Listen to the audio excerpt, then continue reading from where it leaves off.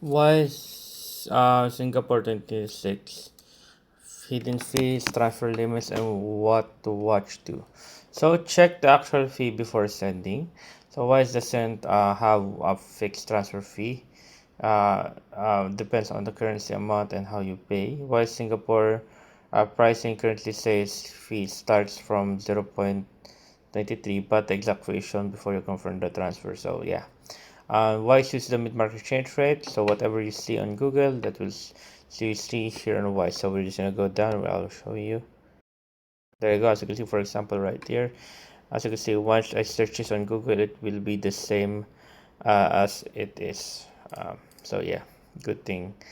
Uh, good thing.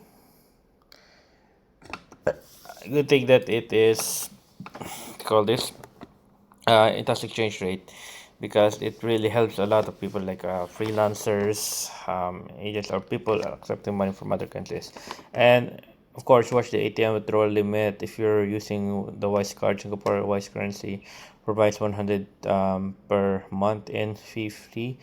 ATM withdrawals above that, the fee is 1.75 of the amount over 100. So yeah, receiving money can be different. So receiving money into Wise isn't necessarily subject the same fees as sending it. Wise says most payments types are free to receive, although there are expectations depending on the payment method currency. But yeah, anyways guys, there you go.